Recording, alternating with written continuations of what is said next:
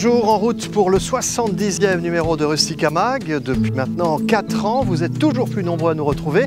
Merci pour votre fidélité et bienvenue dans l'univers Rustica. Au sommaire de cette émission, la séquence terroir vous fera découvrir un légume qui grimpe et se faufile, le haricot à rame. Notre expert vous fera ensuite découvrir comment bien utiliser un taille-haie pour sculpter vos écrans de verdure. Nous nous rendrons ensuite à l'Arboretum des Grandes Bruyères dans le Loiret pour découvrir quelques variétés de conifères à petit et moyen développement. Et enfin au potager, nous verrons quels engrais naturels choisir pour subvenir aux besoins de chaque famille de légumes. Dans la famille des haricots, il y a les variétés naines à petit développement, elles sont buissonnantes. Et puis, il y a les variétés grimpantes, dits haricots à rame, qui se hissent sur des tuteurs. Autant vous dire qu'il existe des centaines de variétés. Pour vous permettre de vous y retrouver et d'affiner votre choix, le Rustica de cette semaine vous propose un dossier sur les fabacées. Les fabacées, ce sont ces légumes dont on consomme l'écosse et les graines. Des meilleures variétés anciennes aux dernières nouveautés, en passant par les semis, les soins de culture et l'éradication des principales maladies, vous serez incollable sur le sujet.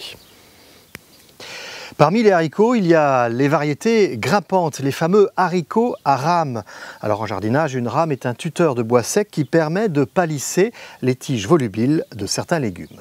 Partons à la découverte de l'un d'entre eux en compagnie de Richard Capitaine, maraîcher bio dans les Yvelines. Le semis des haricots à rame, c'est simple. Richard Capitaine cultive la variété Cobra. Avant de semer, ce maraîcher bio aère la terre, aidé de ses 2 ânes. Donc on a préparé notre sol pour réaliser notre semis de haricots. On a mis en place 2 gaines d'irrigation qui vont aussi nous servir de cordeau. D'habitude on sème au 15 mars. Là cette année, le printemps est en avance, donc on va semer une petite semaine avant. Le haricot, c'est vraiment une plante qui a besoin que la terre soit réchauffée. S'il venait à geler, effectivement on mettrait ce qu'on appelle un P17 dessus. La distance de plantation, il faut qu'on puisse passer entre les 2 rangs pour la récolte. 60 cm, c'est pas mal. Profondeur, 1 cm à 1,5 cm sous le sol, pour du haricot, c'est bien. Pour bien doser les graines, Richard Capitaine utilise un semoir manuel. Il y a des disques, on choisit le disque en fonction du calibre de la graine. Et puis on règle la profondeur, c'est les 2 seuls réglages qu'il y a à faire sur ce type de semoir qui est simple d'utilisation. Donc on va faire un semis de graines assez serré sur le rang. On cherche à obtenir une forte densité, donc avec une graine tous les 5 cm en moyenne. Une fois qu'ils auront poussé, on mettra des filets et chaque haricot va venir se tutorer sur le filet à ramer.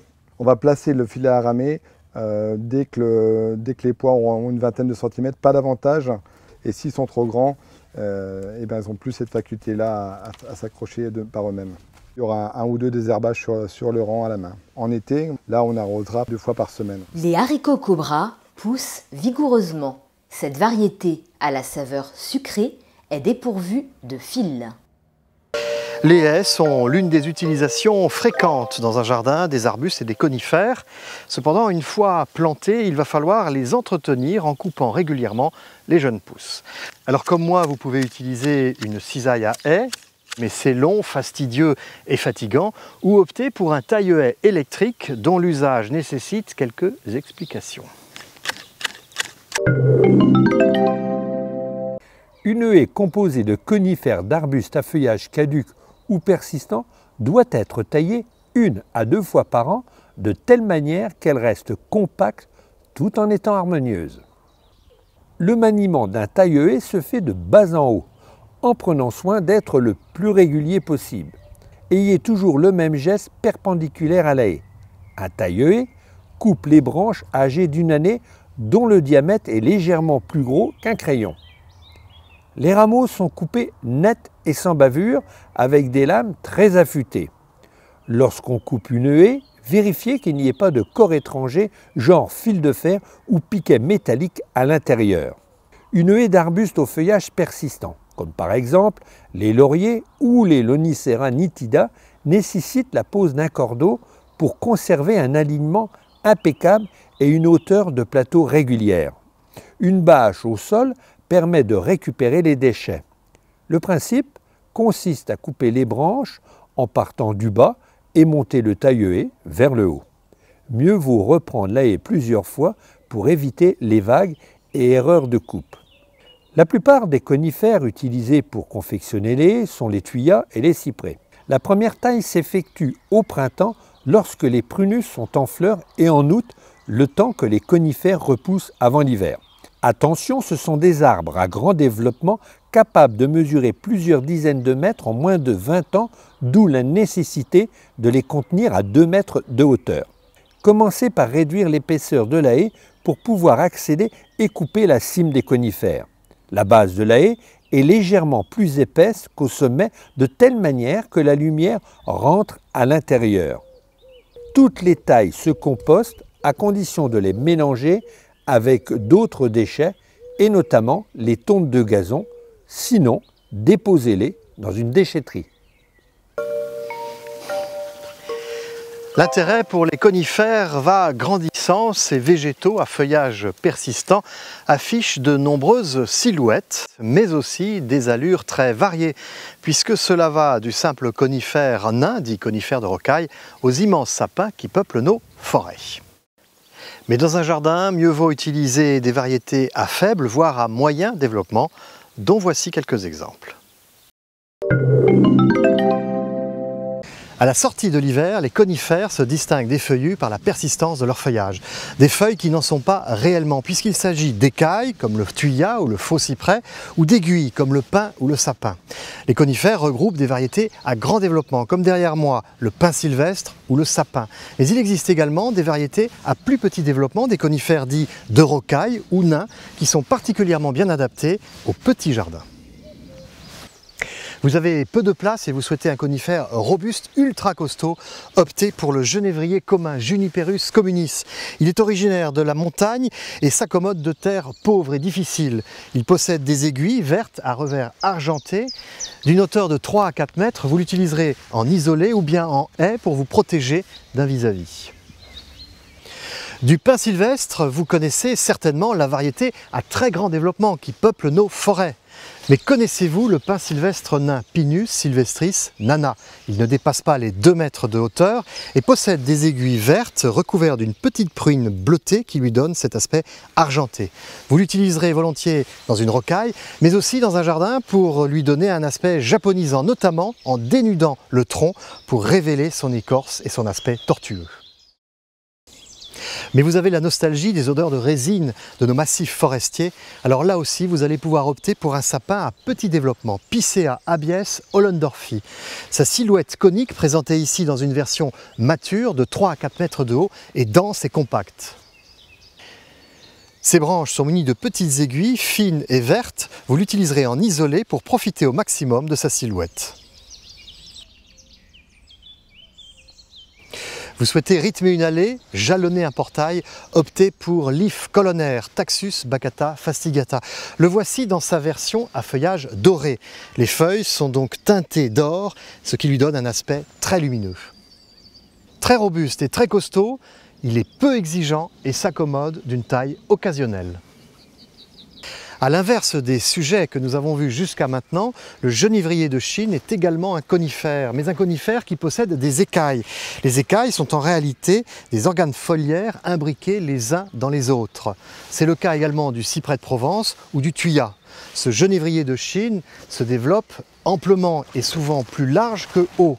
Vous allez donc dans votre jardin lui réserver suffisamment de place pour qu'il puisse s'épanouir harmonieusement. Dans votre jardin, disposez ici et là quelques conifères en respectant les proportions suivantes, 1/3 de conifères pour 2/3 de feuillus, et profitez ainsi de la persistance de leur feuillage et de leur silhouette réconfortante. Retour au potager où, passé la mi-mai, les dernières gelées blanches ne sont plus à craindre. La plupart des légumes ont été semés ou plantés et en attendant les premières récoltes, il va falloir les arroser et les fertiliser.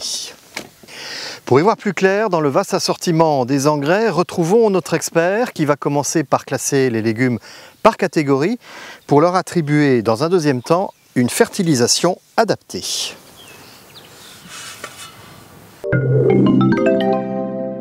Le meilleur engrais bio que vous puissiez utiliser dans votre potager, c'est celui que vous faites vous-même, avec les déchets verts mélangés avec du fumier, le fameux compost. Alors pour apporter un bon engrais au bon moment, nous allons classer les légumes par catégorie.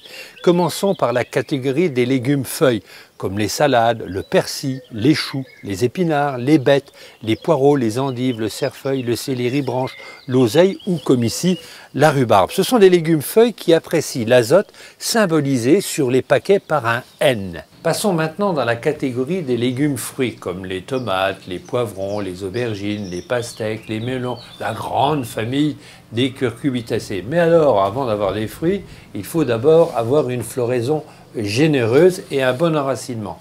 Donc en début de culture, au tout début de culture, qu'il s'agisse d'une culture en pot ou en pleine terre, il faut apporter un engrais riche en phosphore, le phosphore qui se symbolise par le P. Il faut de la potasse pour les légumes fruits et les légumes racines. La potasse qui est symbolisée par le K. L'avantage de la potasse, c'est que vous avez des légumes racines beaucoup plus résistants aux maladies et surtout au gel. La potasse est très intéressante pour les légumes racines comme les carottes, les radis noirs, les radis, les asperges mais juste après la production, donc passé le mois de juin. La potasse est très intéressante aussi pour tout ce qui est tubercule comme les pommes de terre. La potasse donne du goût aux légumes, elle leur donne de la couleur, elle fait grossir les fruits. Donc elle est très intéressante à appliquer sur les tomates, les poivrons, les aubergines, sans oublier les petits fruits comme les groseilles, les framboises ou les fraisiers. Alors pour vous faciliter la vie, il existe des engrais spécifiques prêts à l'emploi.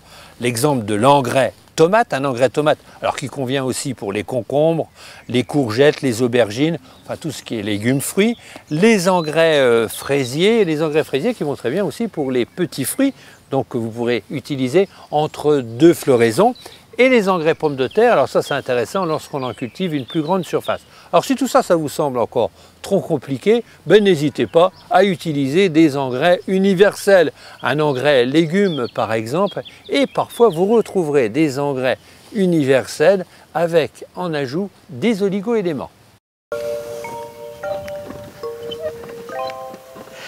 Il n'en reste pas moins que les composts faits maison et les engrais exempts de chimie restent les meilleurs fertilisants à procurer aux légumes. Alors justement, le dossier du Rustica de la semaine prochaine décrit et analyse quelques engrais pour booster de manière 100% naturelle vos récoltes. Des classiques purins d'ortie et de consoude, en passant par des macérations beaucoup plus originales telles que l'aquilée, le pissenlit ou la bardane.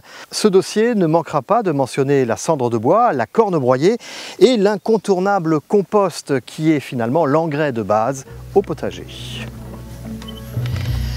Mais en attendant, délaissons un petit peu le potager pour profiter de l'éclat du printemps qui illumine et colore nos jardins. Et bien entendu, n'oubliez pas de nous retrouver pour le prochain numéro de Rustica Mag.